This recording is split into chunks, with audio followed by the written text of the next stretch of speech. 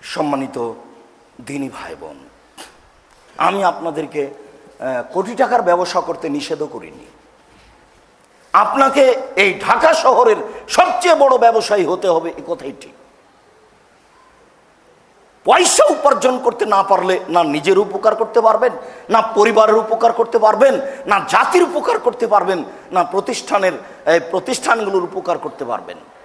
রাসূল সাল্লাল্লাহু আলাইহি সাল্লামের চলে না বইয়ের টাকা ছাড়া। মুহাম্মদ সাল্লাল্লাহু আলাইহি সাল্লাম দিন রাত কাটান খাদিজার টাকায়, তার মানে টাকা লাগে। মুহাম্মদ সাল্লাল্লাহু আলাইহি সাল্লাম 6 থেকে 800 কিলোমিটার দূরে যাবেন যুদ্ধের জন্য। বললেন পরিস্থিতি খুব কঠিন, অর্থের সংকট, রৌদ্র খুব বেশি, কে কি করতে পারো? ওমর বললেন অর্ধেক দিলাম। আবু বকর সিদ্দিক রাদিয়াল্লাহু তাআলা আনহু বললেন আপনাকে আর আল্লাহকে বাড়িতে রেখে যা আছে সবই দিলাম, ধ্যান ভাড়াও হবে না। তবে বলেছেন তিনি ভিন্ন। ওসমান, আল্লাহর নবী, যত মানুষ যাবে সমস্ত মানুষের অর্ধেকের যাতায়াত খরচ, খাওয়া খরচ আমি দিলাম, এবার কাজ হবে। আর ওটা দিয়ে বরকত হবে। 30,000 লোক আছে, 15,000 লোককে 15,000 উট দিবেন। কত দাম আসতে পারে? গড়ান ধরে নিয়ে একটা উটের দাম 1 লক্ষ টাকা, এমনি তো 2 লাখ হতে পারে স্বাভাবিক দাম। তাহলে 15,000 উটের দাম কত? 3 মাসের খাওয়া খরচ দিবেন, তার নাম ধনী। তাহলে আপনার টাকা দিয়ে ধর্মীয় কাজ হবে। পয়সা কম ইনকাম করতে হবে, এ কথা রাসূল সাল্লাল্লাহু আলাইহি ওয়াসাল্লাম কোনোদিন বলেননি। সতর্ক সাবধান হয়ে ইনকাম করতে হবে, এ কথা তিনি বলেন। আর পয়সা উপার্জন না করলে আপনি দিন ধর্মের কাজ করতে পারবেন না। যাদের বেশি পয়সা আছে তাদের বেশি পয়সা পশু প্রাণী খাচ্ছে, অন্যায়ভাবে খরচ হচ্ছে। আর দিনে খরচ হলো বিদাতি পদ্ধতিতে খরচ হচ্ছে। ওটা রাসূলের পদ্ধতি নয়, ওটা রাসূলের নিয়ম নয়। ওখানে দিন ধর্মের কথা হয় না। যারা দিন ধর্মের কথা বলে তাদের কাছে তো, তাদের পিছনে তো আপনাদের পয়সাপাতি খরচ হয় না। তাহলে পয়সা উপার্জনই না করলে খরচ করবেন কি? ঘুমের ঘরেও ব্যবস্থা করার পরিকল্পনা করবেন। কোনোদিন অর্থের ব্যাপারে নিজেকে দুর্বল করবেন না, নইলে জাতির ক্ষতি করবেন, এ কথাই ঠিক। 5 ওয়াক্ত সালাত আদায় করবেন, জীবন বাজি রেখে পয়সা বেশি উপার্জনের চেষ্টা করবেন বৈধভাবে। যে পয়সায় জাতির উপকার করতে হবে, প্রতিষ্ঠানের কওমি মাদ্রাসার উপকার করতে হবে, পরিবারের উপকার করতে হবে, নিজের উপকার করতে হবে। দান খারাত করলে আমিও বাঁচবো, পরিবারও বাঁচবে। সাহাবীগণ, কিছু সাহাবী এসে রাসূলের সামনে বলছেন আল্লাহর নবী, আপনি তো সলাতের পরে তাসবিহ তাহলিল করতে বলেছেন, তো ধনীরাও তো, আপনি তো বলেছেন দান খেরাত করতে, জিকির আজকার করতে, তো ধনীরাও তো করছে, তো আমরা করছি, তারাও করছে। তো রাসূল সাল্লাল্লাহু আলাইহি সাল্লাম বললেন যে তোমরা সুবহানাল্লাহ আলহামদুলিল্লাহ বলো, চুপে চুপে বলো। তো এরা তখন শুরু করেছে। তো কয়েকদিন পরে ওরাও জানতে পেরেছে, তখন ওরা আবার শুরু করেছে। তখন আবার এসে বলছে আল্লাহ রাসূল, ওরাও তো বলছে, আমরা তাসবিহ করি তো ওরাও তাসবিহ করছে, ওরা তো দান করতে পারে, আমি তো আর দান করতে পারি না, গরিব মানুষ। তখন আল্লাহ রাসূল বলছেন, শোনো, ফাজলুল্লাহ ইউতি মান ইয়াশা, অর্থ সম্পদ আল্লাহর ফজিলত, আল্লাহর ফজল, আল্লাহর অনুগ্রহ, যাকে ইচ্ছা দিয়ে দেন। তাহলে তিনিও কিছু করতে পারলেন না। অর্থ সম্পদ আল্লাহর অনুগ্রহ, যাকে ইচ্ছা দিয়ে দেন। তাহলে বোঝা যাচ্ছে তার ইচ্ছার উপরে আপনি বেশি নেকি করছেন। আমি তো ইচ্ছা করলে পারি না। আলহামদুলিল্লাহ ওয়াহদা ওয়াসসালাতু ওয়াসসালামু আলা মান লা নাবিয়্যা বাদা। আবু হুরায়রা রাদিয়াল্লাহু তাআলা আনহু বলেন, নোমান ইবনে বাশির রাদিয়াল্লাহু তাআলা আনহু বলেন, রাসূল সাল্লাল্লাহু আলাইহি ওয়াসাল্লাম বলেছেন, আল হালালু বাইয়িন, হালাল হচ্ছে স্পষ্ট, অল হারাম বাইয়িন, হারাম হচ্ছে স্পষ্ট, ও বাইনাহুমা মুস্তাবিহাতুন, এই দুইটার মধ্যে একটা সন্দেহযুক্ত জিনিস রয়েছে। আপনারা যারা দাঁড়িয়ে আছেন, জায়গা পাচ্ছেন না, আমি জানি না যে 2 তলা 3 তলায় বসার ব্যবস্থা আছে কিনা, বা সেখানেও জায়গা আছে কিনা। তো এই মুহূর্তে তো আপনাদের ব্যবস্থা হয়তো বা তারা করতেও পারবে না।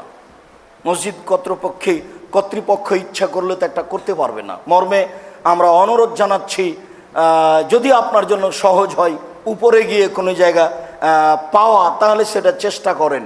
আপনার জন্য কথা শোনা মানা সহজ হবে। বলছিলাম, রাসূল সাল্লাল্লাহু আলাইহি ওয়াসাল্লাম বলেন, এই দুইটার মধ্যে একটা অস্পষ্ট জিনিস রয়েছে।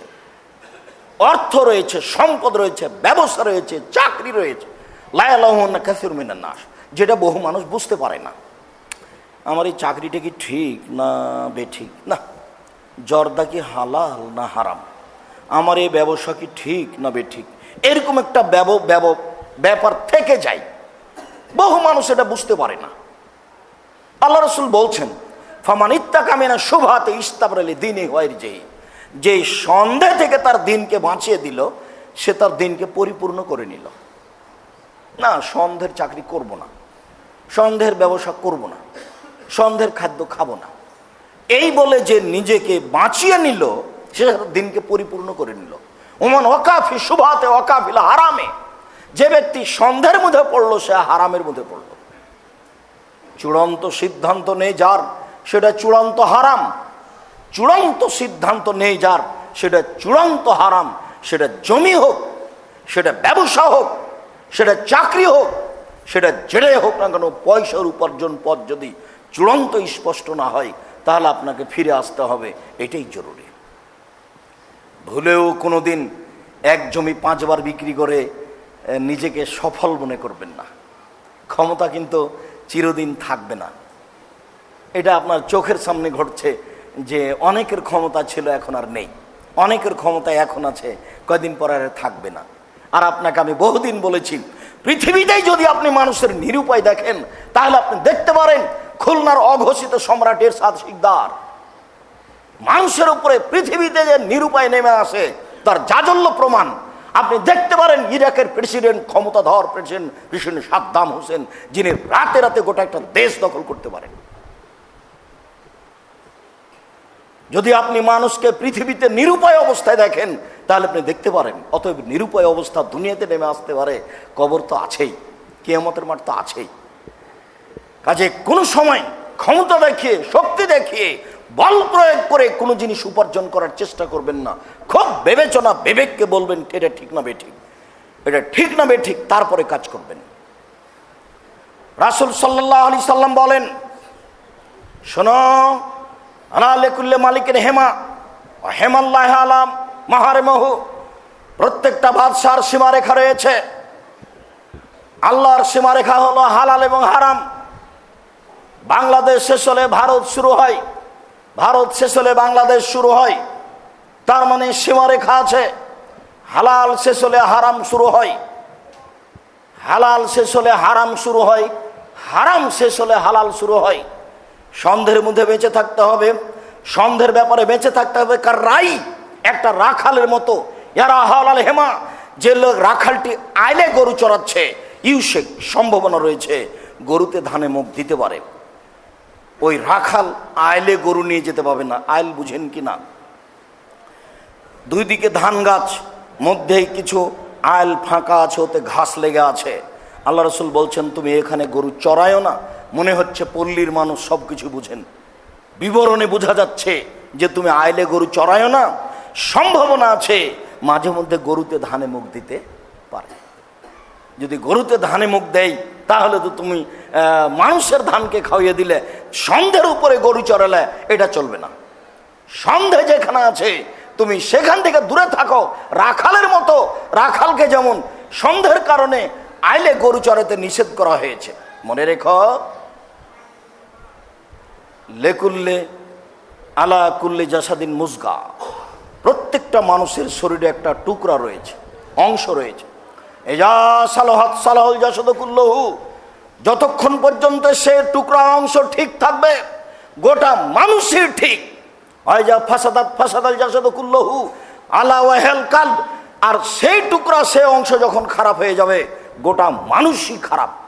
মনে রেখো, সেটাই হচ্ছে অন্তর। যার অন্তর খারাপ তার সবই খারাপ, যার ভিতর খারাপ তার সবই খারাপ, যার ভিতর ভালো তার সবই ভালো। বক্তব্য শোনার পরে মনে মনে বলছেন, আলেম ওলামা বলেই সেগুলোকে আর মেনে হবে? ব্যবসা করাই লাগবে। তার মানে ভিতর ভালো নয়। ভিতরে যদি এভাবে বলতো যাচ্ছে যা হয়েছে হয়েছে, এখান থেকে ফিরে আসা যায় কিভাবে, সেটা হলো একটা ভালোর দিকে আগিয়ে যাওয়া। এগুলো আলেম ওলামাদের কাজ বলেই থাকে। এই বলে শুনে, এইসব শুনে এইসব জমি জায়গা অর্থ সম্পদ ত্যাগ করা যাবে না। অর্থ সম্পদ ত্যাগ করতে বলিনি, আপনি এই পথ বাদ দিয়ে অন্য পথে উপার্জন করেন, এই কথা বলছি। তবে অন্তর ভালো হলে সবই ভালো, ভিতর ভালো হলে সবই ভালো, ভিতর খারাপ হলে সবই খারাপ, এ কথা আমি বলিনি, এ কথা মুহাম্মদ সাল্লাল্লাহু আলাইহি ওয়াসাল্লাম।